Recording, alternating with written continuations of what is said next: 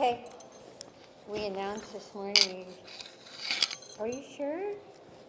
Because remember all those names? Surya, do you remember? Chapter 85? 85. Where is your marking? Mine is at 84. Mine's at 85.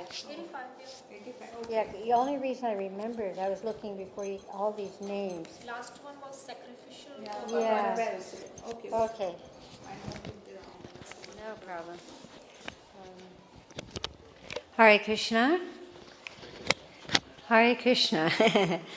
Welcome to our weekly Krishna book reading to Srila Prabhupada here in his most sacred house in Vrindavan.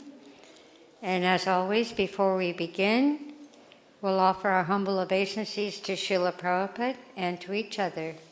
Namo Vishnuvedaya Krishna Prasthaya Bhutale Srimati Bhaktivedanta Swaminiti Namane Namaste Saraswati Deve Gauravani Pacharane Nirvasesha Sunyavadi Paskachade Shatarane. And to each other, Vanchakalpa Durvyas Kripa Sindhuvi Evacha Patitanam Pavanebhyo Vaishnavebhyo Namo Namaha. So for all of you online, you can note the subtitles below. It makes it very easy to follow along if English is your second language. And this week we're on chapter 85, Spiritual Instruction of Vasudeva, and the return of the 6 dead sons of Devaki by Lord Krishna. It is a Vedic custom that the junior members of the family should offer respects to the elders every morning. The children or disciples especially should offer their respects to their parents or spiritual master in the morning. In pursuance of this Vedic principle, Lord Krishna and Balaram used to offer their obeisances to their parents, Vasudeva and Devaki. One day after having returned from the sacrificial performances at Kurukshetra, when Lord Krishna and Balaram went to offer their respects to Vasudeva, Vasudeva took the opportunity to appreciate the exalted position of his 2 sons. Vasudeva had the opportunity to understand the position of Krishna and Balaram from the great sages who had assembled in the arena of the sacrifice. Not only did he hear from the sages, but on many occasions he actually experienced that Krishna and Balaram were not ordinary human beings, but were very extraordinary. Thus he believed the words of the sages that his sons, Krishna and Balaram, were the Supreme Personality of Godhead.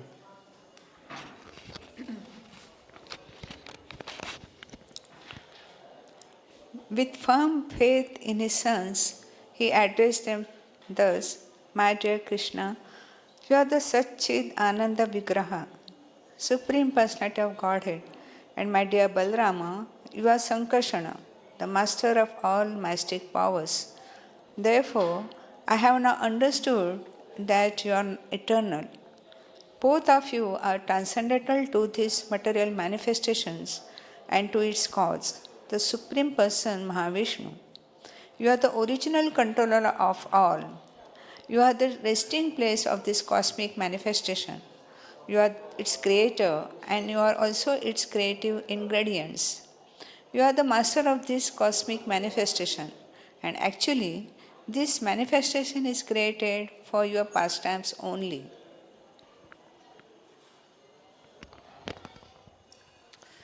The different material phases that are manifest from the beginning to the end of the cosmos.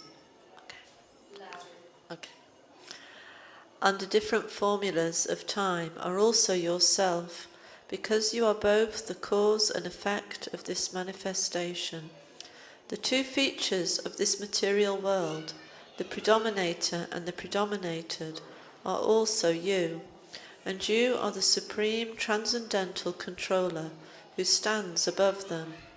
Therefore, you are beyond the perception of our senses. You are the Supreme Soul, unborn and unchanging. You are not affected by the 6 kinds of transformations which occur in the material body. The wonderful varieties of this material world are also created by you, and you have entered as the Supersoul into all of them, down to the atom. You are the vital force of all these manifestations, and also their supreme cognition. As such, you are the maintainer of everything.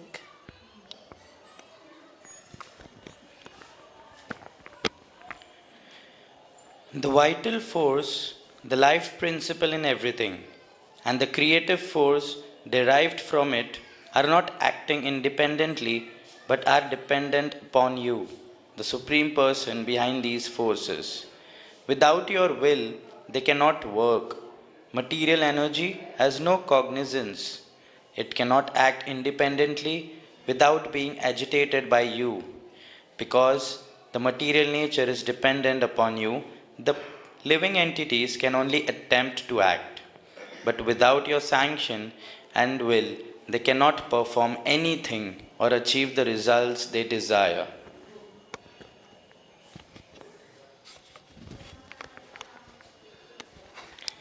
The original energy is only one emanation from you. My dear Lord, the shining of the moon, the heat of fire, the rays of the sun, the glittering of the stars, and the electric lightning, which are all manifested as very powerful, as well as the gravity of the mountains and the energy and fragrance of the earth, all are different manifestations of you. The pure taste of water, the water itself, and the vital force which maintains all life are also features of your Lordship.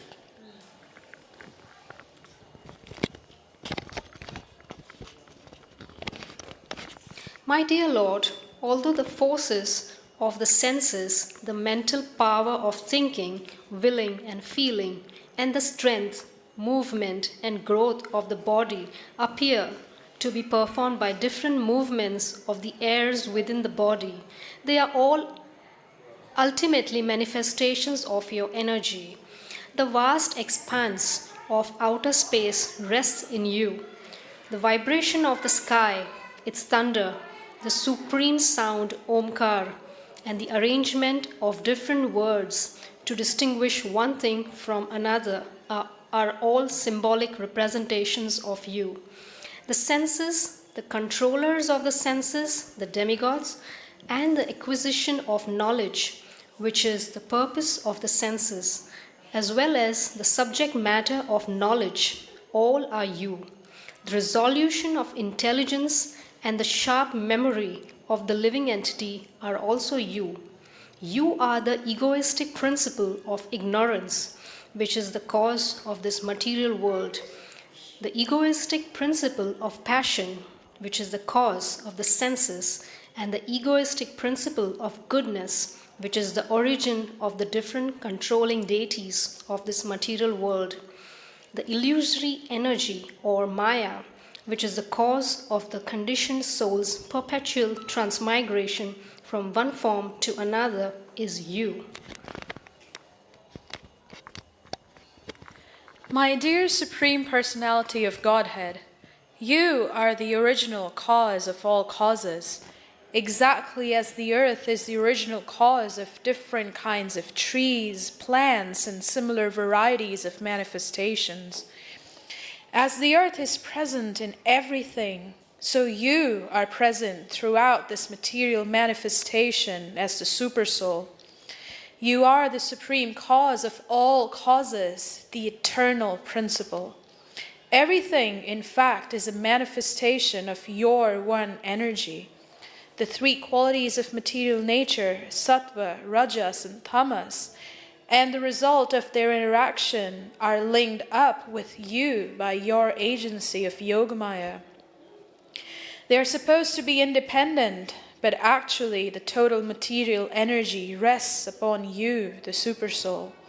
Since you are the supreme cause of everything, the interactions of the material manifestation, birth, growth, existence, transformation, deterioration, and annihilation are all absent in you. Your supreme energy, Yogamaya, is acting in variegated manifestations because Yogamaya is your energy. You are therefore present in everything. In the Bhagavad Gita, this fact is very nicely explained in the 9th chapter, wherein the Lord says, "In my impersonal form, I am spread all over the material energy. Everything is resting in me, but I am not there." This very statement is also given by Vasudeva. To say that the Lord is not present everywhere means that he is aloof from everything, although his energy is acting everywhere. This can be understood by a crude example. In a big establishment, the energy or the organization of the supreme boss is working in every nook and corner of the business, but that does not mean the original proprietor is present there. Although in every department the presence of the proprietor is felt by the workers, the physical presence of the proprietor in every department is a formality only. Actually, his energy is working everywhere. Similarly, the omnipresence of the Supreme Personality of Godhead is felt in the action of his energies. Therefore, the philosophy of inconceivable simultaneously oneness with and difference from the Supreme Lord is confirmed everywhere. The Lord is one, but his energies are diverse.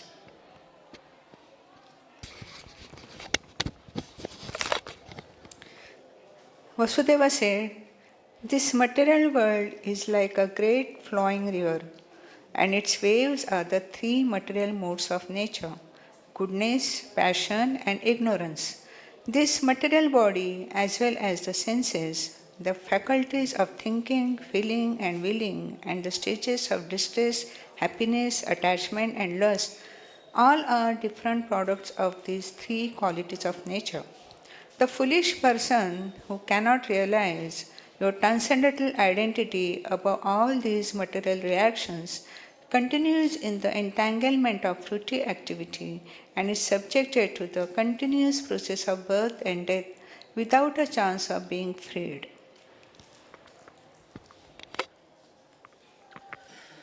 This is confirmed in a different way by the Lord in the 4th chapter of the Bhagavad Gita.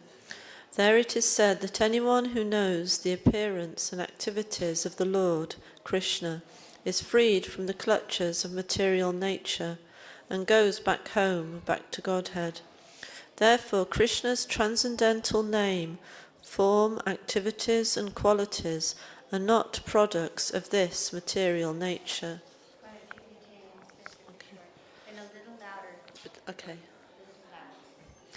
My dear Lord, Vasudeva continued, despite all these defects of the conditioned soul, if someone, somehow or other, comes in contact with devotional service, he achieves the civilized human form of body with developed consciousness, and thereby becomes capable of executing further progress in devotional service.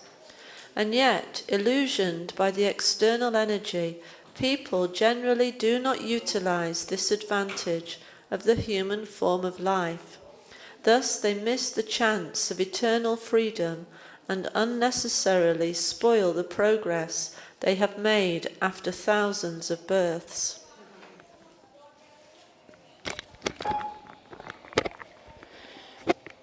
In the bodily concept of life, due to false egotism, one is attached to the offspring of the body, and thus everyone in conditioned life is entrapped by false relationships and false affection. The whole world is moving under this false impression and suffering material bondage.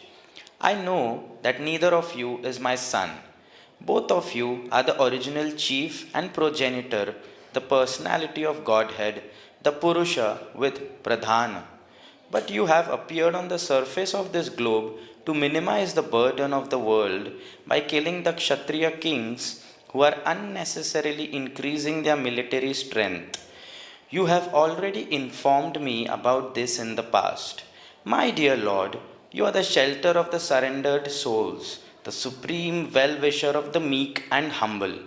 I am therefore taking shelter of your lotus feet, which alone can give one liberation from the entanglement of material existence.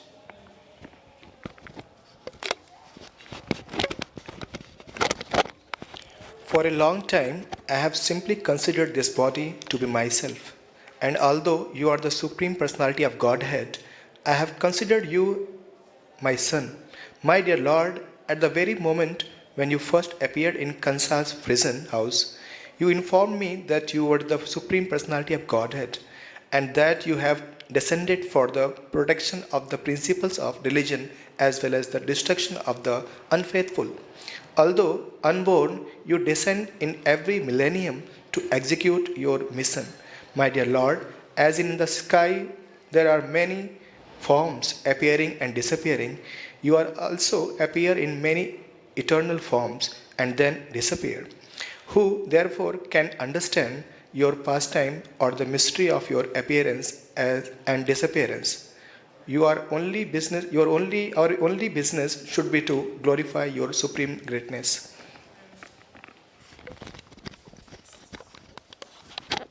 When Vasudeva was addressing his divine sons in that way, Lord Krishna and Balaram were smiling because they are very affectionate to their devotees.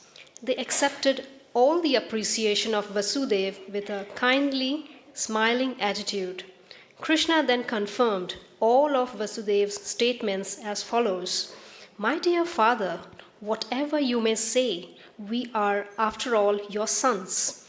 What you have said about us is certainly a highly philosophical understanding of spiritual knowledge. I accept it in toto, without exception. You want to read more? Should I continue? Okay. Vasudeva was in the complete perfection of life in considering Lord Krishna and Balaram to be his sons. But because the sages assembled in the place of pilgrimage at Kurukshetra had spoken about the Lord as the supreme cause of everything, Vasudeva simply repeated it out of his love for Krishna and Balaram. Lord Krishna did not wish to detach from his relationship with Vasudeva as father and son. Therefore, in the very beginning of his reply, he accepted the fact that he is the eternal son of Vasudeva and that Vasudeva is the eternal father of Krishna. After this, Lord Krishna informed his father of the spiritual identity of all living entities.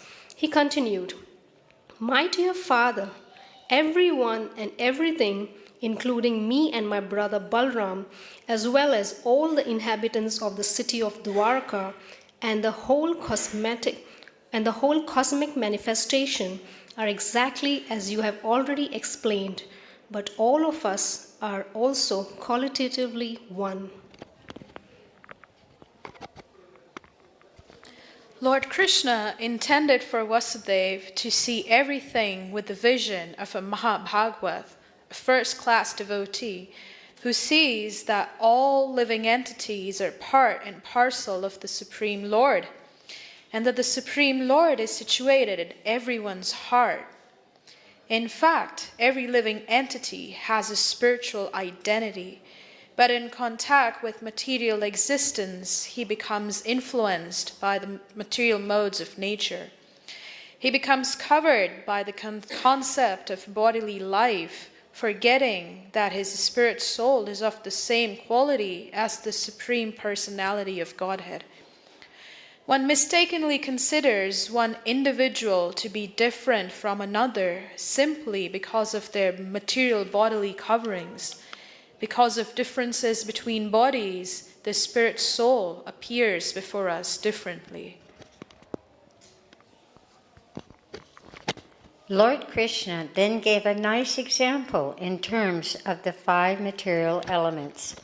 The total material elements, namely the sky, air, fire, water, and earth, are present in everything in the material world, whether in an earthen pot or in a mountain, or in the trees, or in an earring. Excuse me. These 5 elements are present in everything in different proportions and quantities. A mountain is a gigantic form of the combination of these 5 elements, and a small earthen pot is made of the same elements but in a smaller quantity. Therefore, all material items, although in different shapes or different quantities, are of the same ingredients. Similarly, the living entities, beginning from Lord Krishna and including millions of Vishnu forms, and also the living entities in different forms, from Lord Brahma down to the small ant, are all of the same spiritual quality. Some are great in quantity, and some are small, but qualitatively they are of the same nature. It is therefore confirmed in the Upanishads that Krishna, or the Supreme Lord, is the chief among all living entities, and that he maintains them and supplies them with all necessities of life. Anyone who knows this philosophy is in perfect knowledge. The Vedic version, Tat Tvamasi, thou art the same, means not that everyone is God, but that everyone is qualitatively of the same nature as God.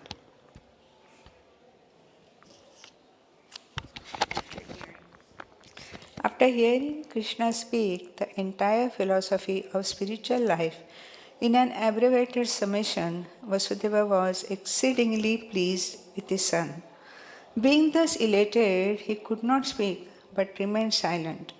In the meantime, Devaki, the mother of Lord Krishna, sat by the side of her husband.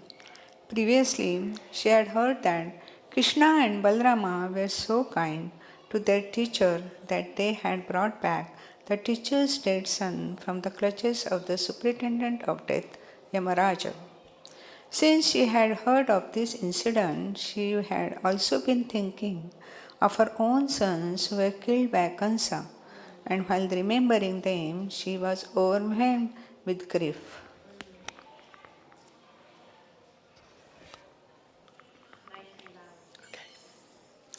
Out of compassion for her dead sons, Devaki appealed to Lord Krishna and Balaram thus: My dear Balaram, your very name suggests that you give all pleasure and all strength to everyone.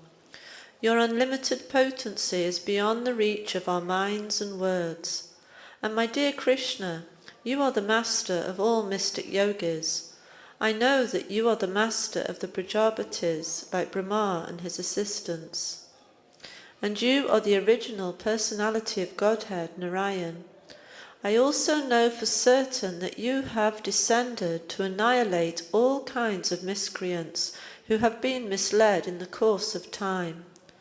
They have lost control of their minds and senses, have fallen from the quality of goodness, and have deliberately neglected the direction of the revealed scriptures by living a life of extravagance and impudence. You have descended on the earth to minimize the burden of the world by killing such miscreant rulers. My dear Krishna, I know that Mahavishnu, who is lying in the causal ocean of the cosmic manifestation, and who is the source of this whole creation, is simply an expansion of your plenary portion. The creation, maintenance, and annihilation of this cosmic manifestation are effected only by your plenary portion. I therefore take shelter of you without reservation.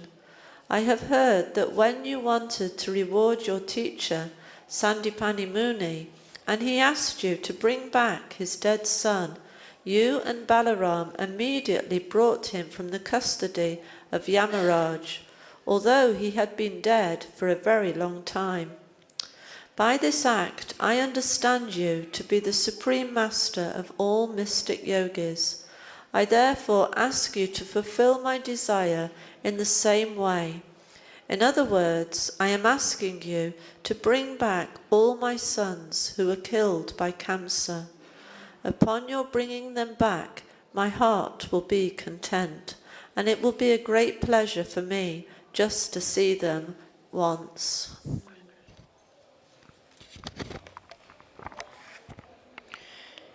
After hearing their mother speak in this way, Lord Balram and Krishna immediately called for the assistance of Yogamaya and started for the lower planetary system known as Sutala.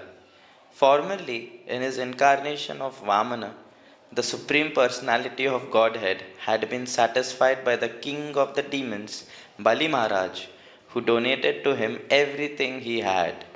Bali Maharaj was then given the whole of Sutal for his residence and kingdom.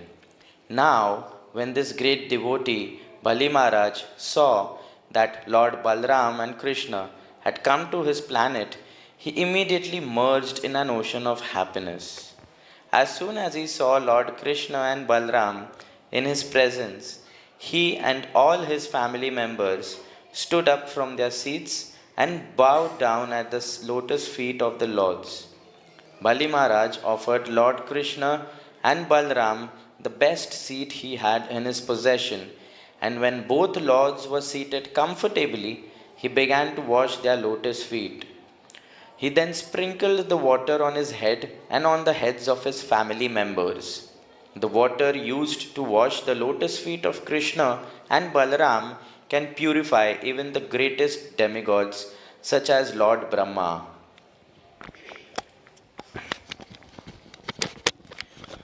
After this, Bali Maharaj brought valuable garments, ornaments, sandalwood, pulp, betel nuts, lamps, and various nectarian foods, and along with his family members, he worshipped the Lord according to the regulatory principles and offered his riches and body unto their lotus feet. King Bali was feeling such transcendental pleasure that he repeatedly grasped the Lord's lotus feet and kept them on his chest. And sometimes he put them on the top of his head. In this way, he felt transcendental bliss. Tears of love and affection began to flow from his eyes, and all his bodily hairs stood on end. He began to offer prayers to the Lord in a voice which choked up intermittently.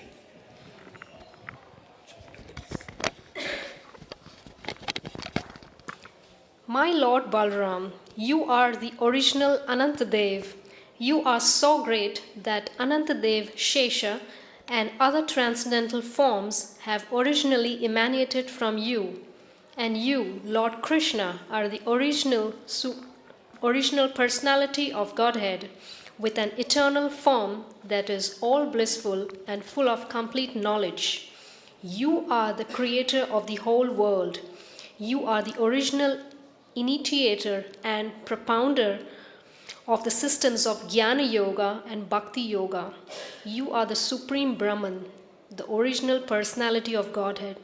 I therefore, with all respect, offer my obeisances unto both of you. My dear lords, it is very difficult for the living entities to get to see you. Yet, when you are merciful upon your devotees, you are easy for them to see. As such, only out of your causeless mercy have you agreed to come here and be visible to us, who are generally influenced by the qualities of ignorance and passion. My dear Lord, we belong to the Daitya or demon category.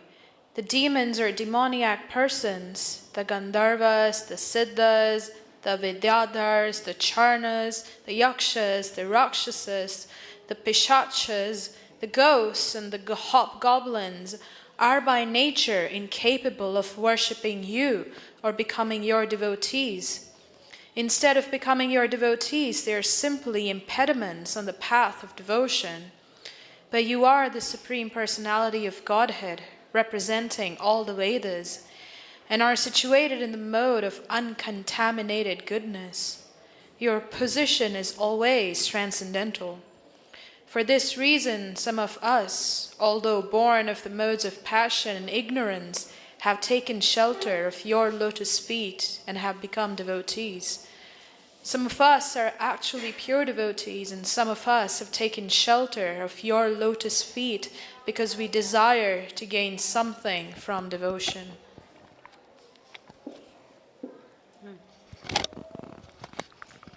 By your causeless mercy only are we, demons, in direct contact with your personality.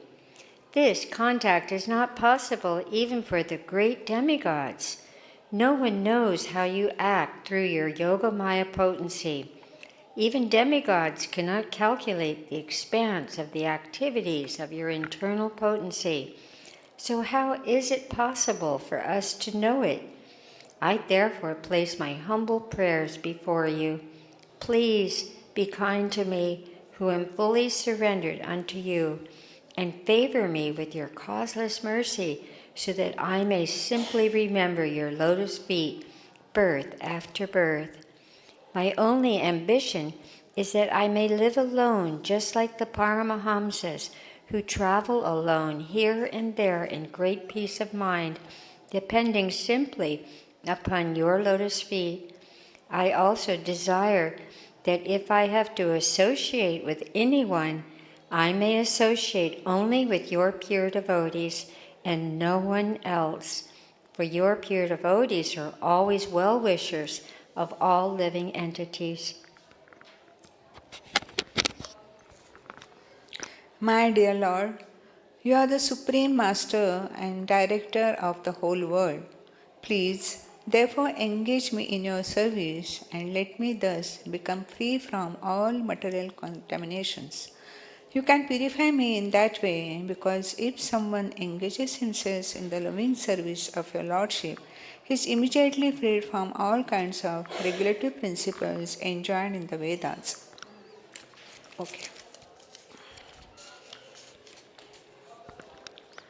The word Paramahansa mentioned here means the supreme swan. It is said that the swan can draw milk from a mixture of milk and water. It can take only the milk portion and reject the watery portion. Similarly, a person who can draw out the spiritual portion from this material world and who can live alone, depending only on the Supreme Spirit, not on the material world, is called a Paramahamsa. When one achieves the Paramahansa platform, he is no longer under the regulative principles of the Vedic injunction. A Paramahansa accepts only the association of pure devotees and rejects others who are too much materially addicted. In other words, those who are materially addicted cannot understand the value of the Paramahansas, but those who are fortunate, who are advanced in a spiritual sense, take shelter of the Paramahansa and successfully complete the mission of human life. After Lord Krishna heard the prayers of Bali Maharaj, he spoke as follows. My dear King of the Demons, in the millennium of Svayambhuva Manu, the Prajapati known as Marichi begot 6 sons, all demigods, in the womb of his wife Uma. Once upon a time, Lord Brahma became captivated by the beauty of his daughter and was following her, impelled by sex desire. At that time, these 6 demigods looked at the action of Lord Brahma with abhorrence. The criticism of Brahma's action by the demigods constituted a great offence on their part, and for this reason they were condemned to take birth as the sons of the demon Hiranyakashipu. These sons of Hiranyakashipu were thereafter put into the womb of Mother Devaki, and as soon as they took their birth, Kamsa killed them one after another. My dear King of the Demons, Mother Devaki is very anxious to see these 6 dead sons again, and she is very much aggrieved on the account of their early death at the hand of Kamsa. I know that all of them are living with you, I have decided to take them with me to pacify my mother Devaki. After seeing my mother, all 6 of these conditioned souls will be liberated, and thus in great pleasure they will be transferred to their original planet. The names of these 6 conditioned souls are as follows: Smara, Udgita, Parishvanga, Patanga, Kshudraprit, and Grini. They will be reinstated in their former position as demigods.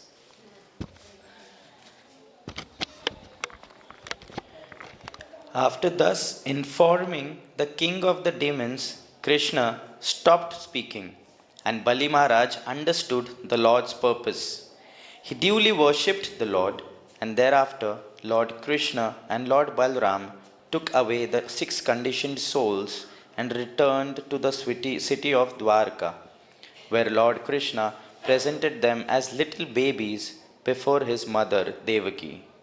Mother Devaki was overwhelmed with joy and was so ecstatic in motherly feeling that milk immediately began to flow from her breasts, and she fed the babies with great satisfaction. She took them on her lap again and again, smelling their heads and thinking, "I have gotten my lost children back." For the time being, she was overpowered by the energy of Vishnu, and in great motherly affection, she enjoyed the company of her lost children.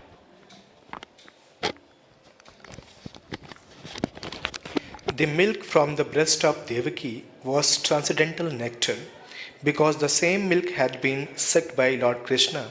As such, the babies who sucked the breast of Devaki ji, which has touched the body of Lord Krishna, immediately become self-realized persons.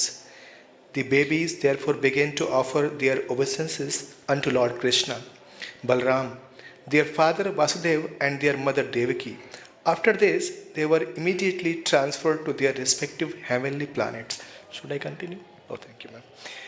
After they departed, Devaki was stunned with wonder that her dead children had come back and had again been transferred to their respective planets. She could adjust the events only by thinking that Lord Krishna can perform anything wonderful in these pastimes, because his potencies are all inconceivable. Without accepting the inconceivable, unlimited potencies of the Lord, one cannot understand that Lord Krishna is the Supreme Soul. By these unlimited potencies, he performs unlimited pastimes, and no one can describe them in full, nor can anyone know them all. Suta Goswami is speaking Srimad Bhagavatam before the sages of Naimisharanya, headed by Saunaka Rishi, gave his verdict in this connection as follows. Great sages, please understand that the transcendental pastimes of Lord Krishna are all eternal. They are not ordinary narrations of historical incidents. Such narrations are identical with the Supreme Personality of Godhead Himself. Anyone, therefore, who hears such narrations of the Lord's pastimes is immediately freed from the contamination of material existence. And those who are pure devotees enjoy these narrations as nectar entering into their ears. Such narrations were spoken by Sukadev Goswami, the exalted son of Vyasadeva, and anyone who hears them, as well as anyone who repeats them for the hearing of others, becomes Krishna conscious. And only the Krishna conscious persons are eligible to go back home, back to Godhead. Thus ends the Bhakti Vedanta purport of the 85th chapter of Krishna, spiritual instructions for Vasudeva and the return of the 6 dead sons of Devaki by Lord Krishna. Hari Bol.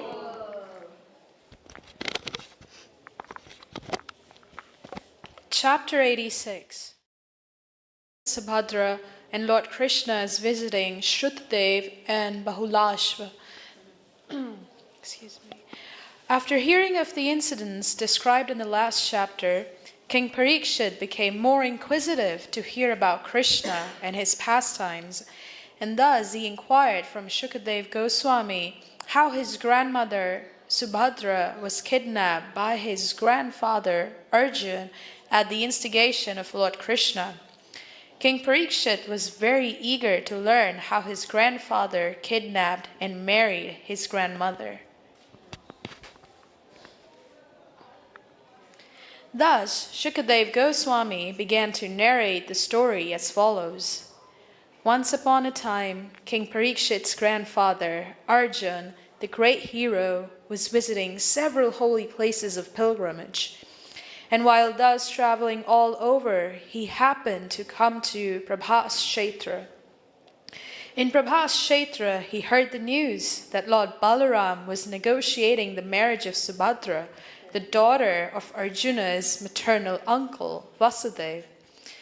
Although her father Vasudeva and her brother Krsna were not in agreement with him, Balaram was in favor of marrying Subhadra to Duryodhana. Arjuna, however, desired to gain Subhadra's hand himself. As he thought of Subhadra and her beauty, Arjuna became more and more captivated with the idea of marrying her. And with a plan in mind, he dressed himself like a Vaishnava sannyasi, carrying a tridanda in his hand. The Mayavadi sannyasis take one danda, or one rod, whereas the Vaishnava sannyasis take 3 dandas, or 3 rods. The 3 rods, or tridanda, indicate that a Vaishnava sannyasi vows to render service to the Supreme Personality of Godhead with his body, mind, and words. The system of Tridanda Sannyas has been in existence for a long time, and the Vaishnava sannyasis are called Tridandis, or sometimes Tridandi Swamis, or Tridandi Goswamis. Sannyasis are generally meant to travel all over the country for preaching work, but during the 4 months of the rainy season in India, from July through October, they do not travel but take shelter in one place and remain there without moving. This non-movement of the sannyasi is called Chaturmasya Vrat. When a sannyasi stays in one place for these 4 months, the local inhabitants of that place take advantage of his presence to become spiritually advanced. Arjuna, in the dress of a Tridandi sannyasi, remained in the city of Dwarika for the 4 months of the rainy season, devising a plan whereby he could get Subhadra as his wife. None of the inhabitants of Dwarika, including Lord Balarama, could recognize the sannyasi to be Arjuna.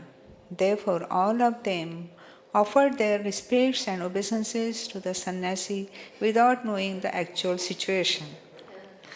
One day, Lord Balarama invited this particular sannyasi to lunch at his home. Balaramji very respectfully offered him all kinds of palatable dishes, and the so-called sannyasi was eating sumptuously. While eating at the home of Balaramji, Arjuna was simply looking at beautiful Subhadra, who was very enchanting to great heroes and kings. Out of love for her, Arjuna's eyes brightened and he looked at her with glittering eyes. Arjuna decided that somehow or other he would achieve Subhadra as his wife, and his mind became agitated on account of this strong desire.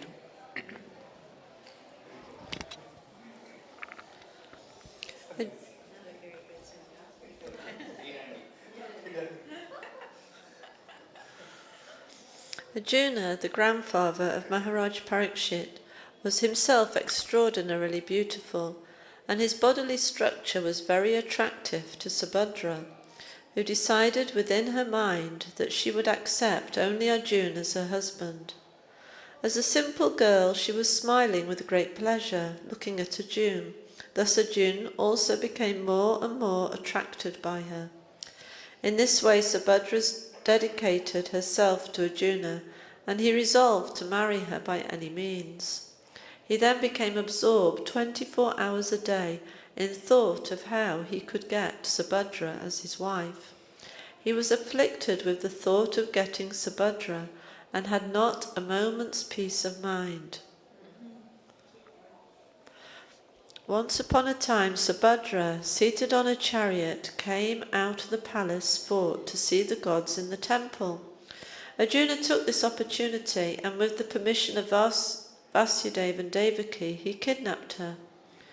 After getting on Subhadra's chariot, he prepared himself for a fight. Taking up his bow and holding off with his arrows, the soldiers ordered to check him. Arjuna took Subhadra away. While Subhadra was thus being kidnapped by Arjuna, her relatives and family members began to cry, but still he took her, just as a lion takes his prey and departs. When it was disclosed to Lord Balaram that the so-called sannyasi was Arjuna, who had planned such a device simply to take away Subhadra, and that he had actually taken her, he became very angry, just as the waves of the ocean become agitated on a full moon day. Lord Balaram became greatly disturbed.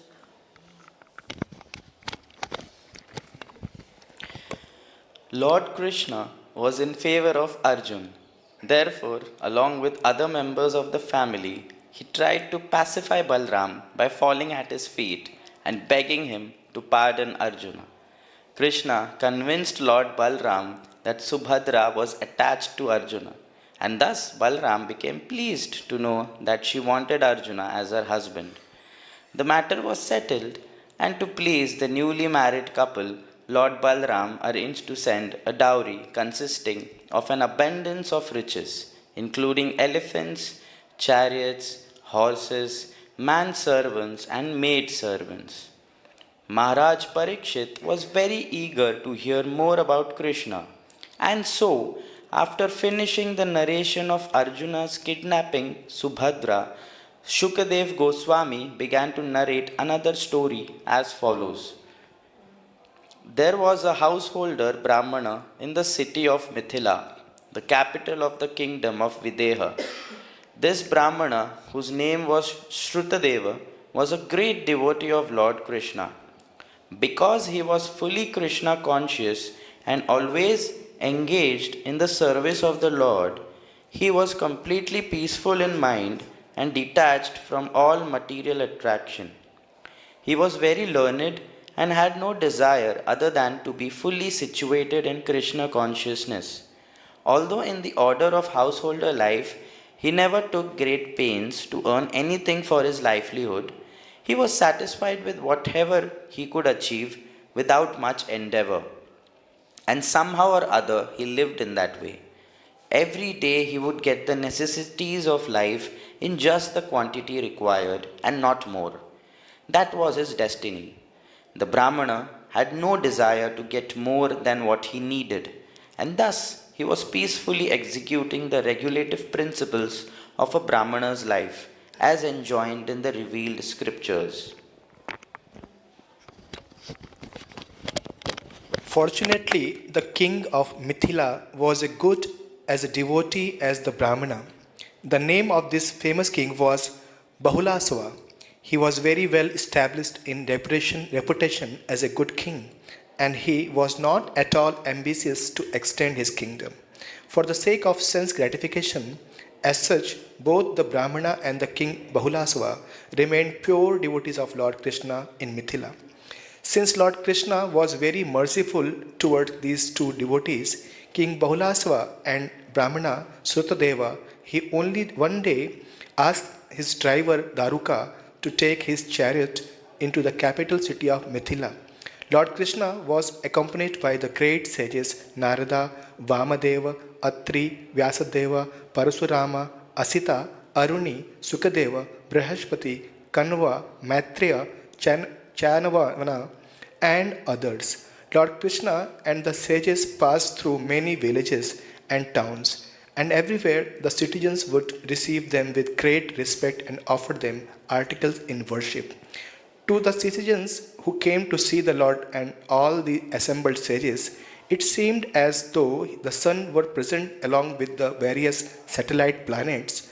On the journey, Lord Krishna and the sages passed through the kingdom of Anartha, Danava, Kuru Jangala, Kanaka, Matsya, Panchala, Kunti, Madhu, Kekaya, Kosala, and Arna. And thus all the citizens of these places, both men and women, could see Lord Krishna face to face. In this way, they enjoyed celestial happiness. With open hearts full of love and affection for the Lord, and when they saw the face of the Lord, it seemed to them that they were drinking nectar through their eyes. When they saw Lord Krishna, all the ignorant misconceptions of their lives dissipated. When the Lord passed through the various countries and the people came to visit him, simply by glancing over them, the Lord would bestow all good fortune upon them and liberate them from all kinds of ignorance. In some places, the demigod would join them with the human beings, and their glorification of the Lord would cleanse all direction of the inauspicious things. In this way, Lord Krishna gradually reached the kingdom of Videha.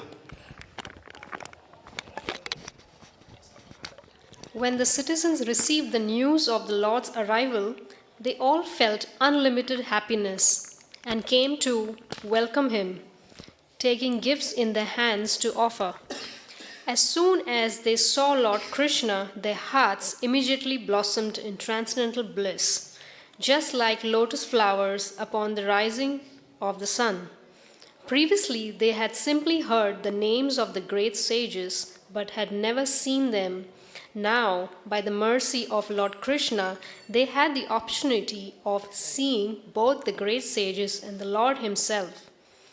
King Bahulashva and the Brahmana Shrutadev, knowing well that the Lord had come there just to grace them with favor, immediately fell at the Lord's lotus feet and offered their respects.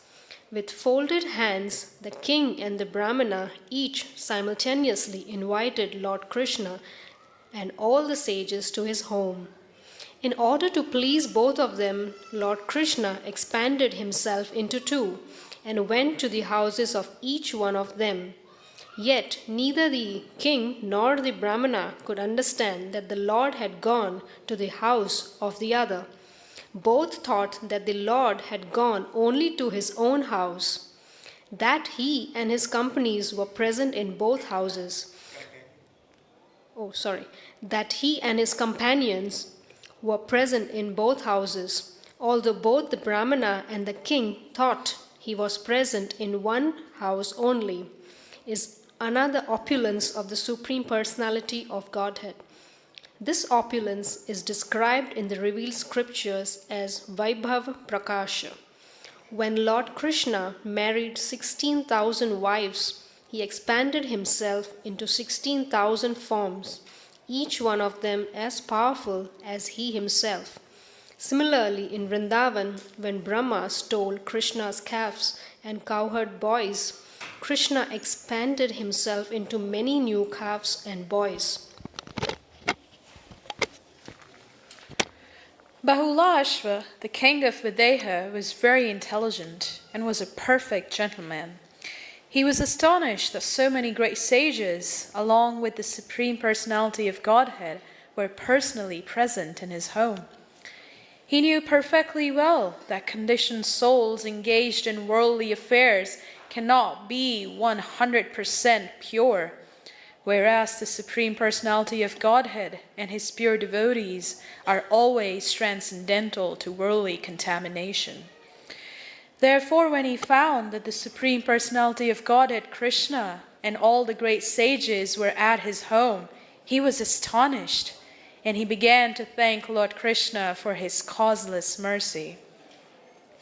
Feeling very much obliged and wanting to receive his guests to the best of his ability, he called for nice chairs and cushions, and Lord Krishna, along with all the sages, sat down very comfortably.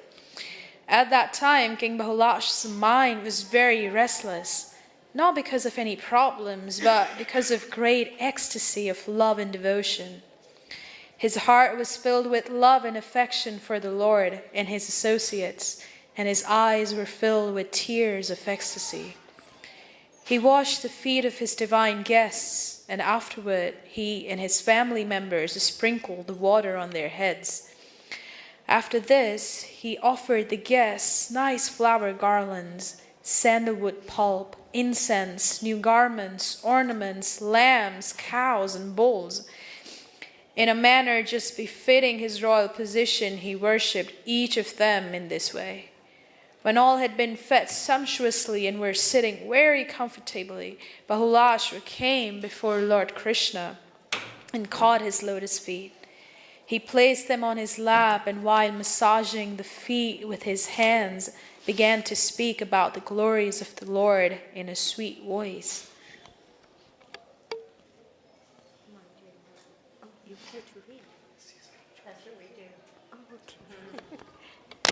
Read nice and loud. Hare Krishna. My dear Lord, Louder. my dear Lord, you are the super soul of all living entities, and as the witness within the heart, you are cognizant of everyone's activities.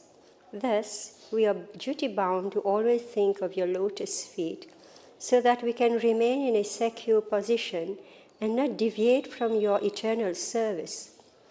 As a result of our continuous remembrance of your lotus feet, you have kindly visited my place personally to favor me with your causeless mercy. We have heard, my dear Lord, that by your various statements, you confirm your pure devotees to be more dear to you than Lord Balaram or your constant servitor, the goddess of fortune. Your devotees are dearer to you than your first son, Lord Brahma, and I am sure that you have so kindly visited my place in order to prove your divine statement. I cannot imagine how people can be godless and demoniac, even after knowing of your causeless mercy and affection for your devotees who are constantly engaged in Krishna consciousness. How can people who know of these things forget your lotus feet? Please read a paragraph. It's okay. My dear Lord, it is known to us that you are so kind and liberal that when a person leaves everything just to engage in Krishna consciousness, you sometimes give yourself in exchange for that unalloyed service. You have appeared in the Yadu dynasty to fulfill your mission of reclaiming all conditioned souls rotting in the sinful activities of material existence. And this appearance is already famous all over the world. My dear Lord, you are the ocean of unlimited mercy, love, and affection. Your transcendental form is full of bliss, knowledge, and eternity. You can attract everyone's heart by your beautiful form as Shama Sundar Krishna. Your knowledge is unlimited, and to teach all people how to execute devotional service, you have sent your incarnation, Narayan, who is engaged in severe austerities and penances at Bhadrak Narayan. Kindly, therefore, accept my humble obeisances at your lotus feet. My dear Lord, I beg to request you and your companions, the great sages and brahmanas, to remain at my place at least for a few days, so that the family of the famous King Nimi may be sanctioned by the dust of your lotus feet. Lord Krishna could not refuse the request of his devotee, and thus he remained there for a few days with the sages to sanctify the city of Mithila and all its citizens. Meanwhile, the Brahmana Shrutadeva, simultaneously receiving Lord Krishna and his associate at his home, was transcendently overwhelmed with joy. After offering his guests nice sitting places, the Brahmana began to dance, waving around his wrap. Shrutadeva, being not at all rich, offered only mattresses, wooden planks, straw carpets, and so on to his distinguished guest, Lord Krishna and the sages. But he welcomed them to the best of his ability. he spoke very highly of the Lord and the sages. He and his wife washed the feet of each one of them. After this, he took the water and sprinkled it over all the members of the family. And although the Brahmanas appeared very poor, he was at that time most fortunate. While Shrutadeva was welcoming Lord Krishna and his associates, he simply forgot himself in transcendental joy. After welcoming the Lord and his companions, according to his ability, he brought fruits, incense, scented water, scented clay, tulsi leaves, kushastra, and lotus flowers. They were not costly items and could be secured very easily, but because they were offered with devotional love, Lord Krishna and his associates accepted them gladly.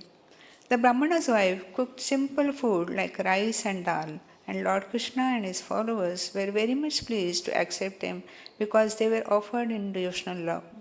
When Lord Krishna and his associates were fed in this way, the Brahmana Shrutadeva was thinking thus: I have fallen into the deep dark well of the householder's life and am the most unfortunate person. How has it become possible that Lord Krishna, who is the Supreme Personality of Godhead, and his associates, the great sages, whose very presence makes a place as sanctified as a pilgrimage site, have agreed to come to this my place? While the Brahmana was thinking in this way, the guests finished their lunch and sat back very comfortably. At that time, the Brahmana Shrutadeva and his wife, children, and other relatives appeared there to render service to the distinguished guest. While touching the lotus feet of the Lord Krishna, the Brahmana began to speak.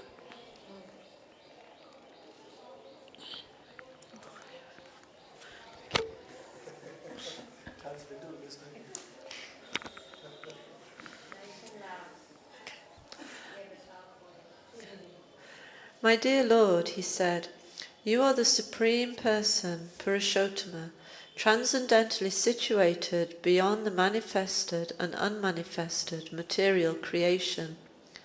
The activities of this material world and of the conditioned souls have nothing to do with your position.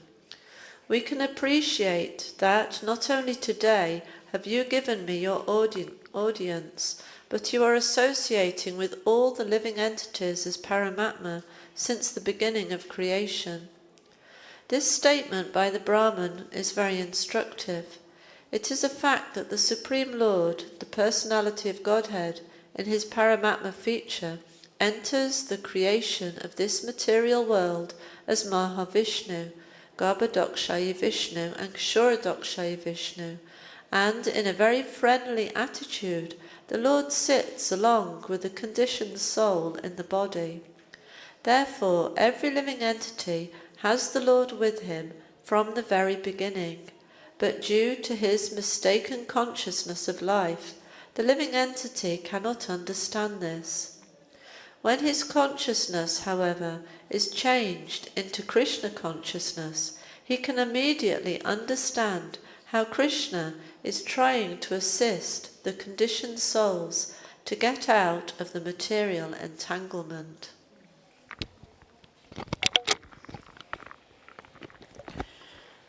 Shrutadeva continued, My dear Lord, you have entered this material world as if sleeping. A conditioned soul, while sleeping, creates false or temporary worlds in his mind.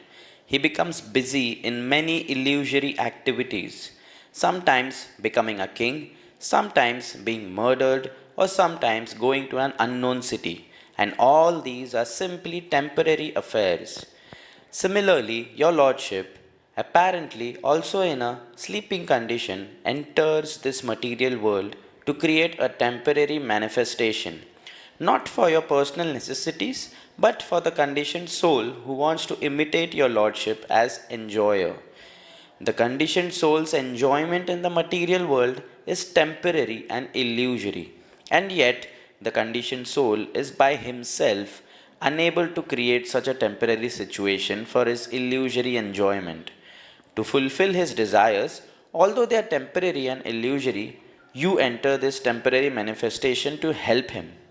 Thus, from the beginning of the conditioned soul's entering into the material world, you are his constant companion.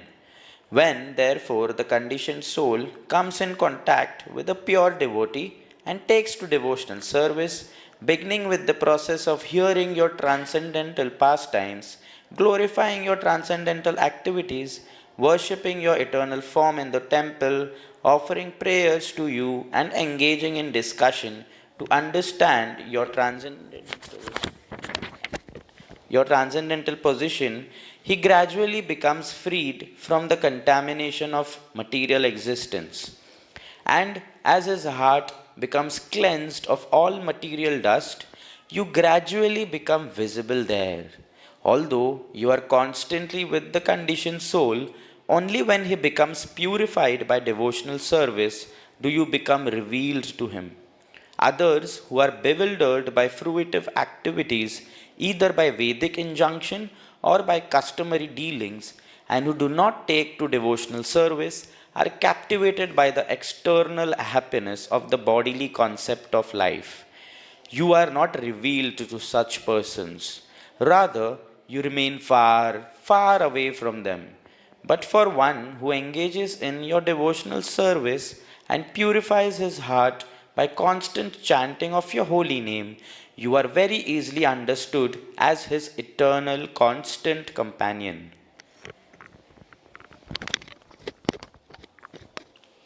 It is said that your Lordship, sitting in the heart of a devotee, gives him direction by which he can very quickly come back to you. This direct dictation by you reveals your existence within the heart of the devotee. Only a devotee can immediately appreciate your existence within his heart. Whereas, for a person who has only a bodily concept of life and is engaged in sense gratification, you always remain covered by a curtain of Yogamaya. Such a person cannot realize that you are very near, sitting within his heart. For a non-devotee, you are appreciated only as ultimate death. This difference is like the difference between a cat carrying his kittens in his mouth and carrying a rat in his mouth. In the mouth of a cat, the rat feels his death, whereas the kittens in the mouth of a cat feels motherly affection. Similarly, you are present to everyone, but the non-devotee feels you as ultimate cruel death, whereas for a devotee, you are the supreme instructor and philosopher.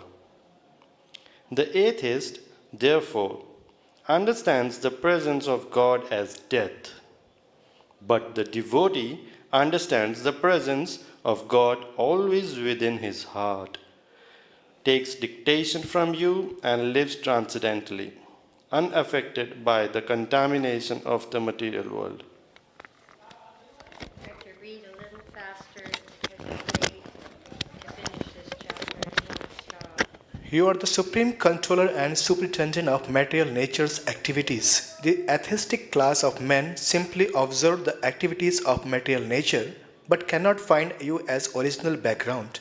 A devotee, however, can immediately see your hands in every moment of material nature.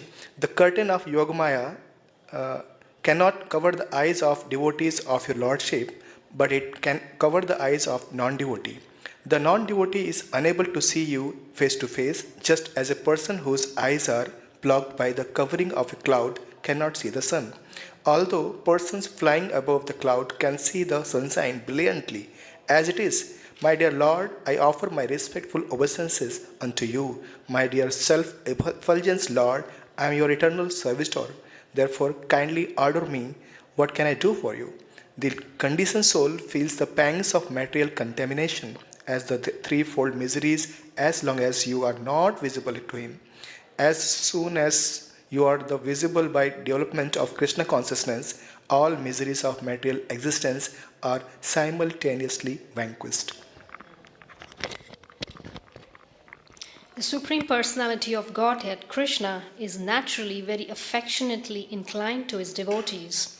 When he heard Shrutadeva's prayers of pure devotion, he was very much pleased and immediately caught his hands and addressed him thus: My dear Shrutadev, all these great sages, brahmanas, and saintly persons have been very kind to you by personally coming here to see you. You should consider this opportunity to be a great fortune for you. They are so kind that they are traveling with me, and wherever they go, they immediately make the whole atmosphere as pure as transcendence, simply by the touch of the dust of their feet. People are accustomed to go to the temples of God. They also visit holy places of pilgrimage, and after prolonged association with such activities for many days, by touch and by worship, they gradually become purified. But the influence of great sages and saintly persons is so great that by seeing them, one immediately becomes completely purified. Moreover, the very purifying potency of pilgrimages or worship of different demigods is also achieved by the grace of saintly persons. A pilgrimage site becomes a holy place because of the presence of the saintly persons. My dear Shrutadev, when a person is born as a Brahman, he immediately becomes the best of all human beings. And if such a Brahman, remaining self-satisfied, practices austerities, studies the Vedas, and engages in my devotional service, as is the duty of the Brahman, or in other words, if a Brahman becomes a Vaishnava, how wonderful is his greatness! My feature of four-handed Narayan is not so pleasing or dear to me as is a Brahman Vaishnava. Brahman means one well conversant with Vedic knowledge. A Brahman is the insignia of perfect knowledge, and I am the full-fledged manifestation of all gods. Less intelligent men do not understand me, nor do they understand the influence of the Brahman Vaishnava. They are influenced by the three modes of material nature and thus dare to criticize me and my pure devotees. A Brahman Vaishnava or a devotee already on the Brahminical platform can realize me within his heart, and therefore he definitely concludes that the whole cosmic manifestation and its different features are effects of different energies of the Lord. Thus, he has a clear conception of the whole material nature and the total material energy, and in every action, such a devotee sees me only and nothing else. My dear Shrutadev, you may therefore accept all these great saintly persons, brahmanas and sages, as my bona fide representatives. By worshipping them faithfully, you will be worshipping me more diligently. I consider worship of my devotees to be better than direct worship of me. If someone attempts to worship me directly without worshipping my devotees, I do not accept such worship, even though it may be presented with great opulence. In this way, both the Brahmana Shrutadev and the king of Mithila, under the direction of the Lord, worship both Krishna and his followers, the great sages and saintly Brahmanas, on an equal level of spiritual importance. Both Brahman and king ultimately achieve the supreme goal of being transferred to the spiritual world. The devotee does not know anyone except Lord Krishna, and Krishna is most affectionate to his devotee. Lord Krishna remained in Mithila, both at the house of the Brahmana Shrutadev and at the palace of King Bahulashva, and after favoring them lavishly by his transcendental instructions, he went back to his capital city, Dwarka.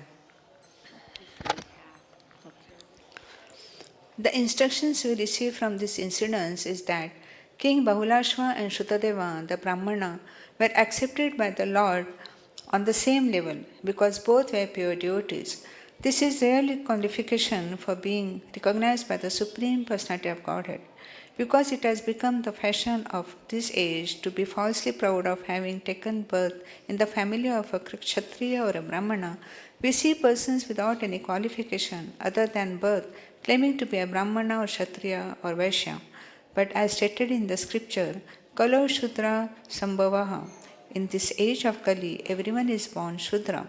This is because there is no performance of the purificatory process known as the sanskara, which begins from the time of the mother's pregnancy and continue up to the point of the individual's death.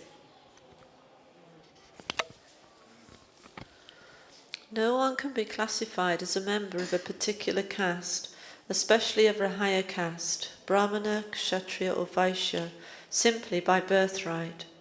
If one is not purified by the process of the seed-giving ceremony or Garbhadana samskara, he is immediately classified amongst the Sudras, because only the Shudras do not undergo this purificatory process.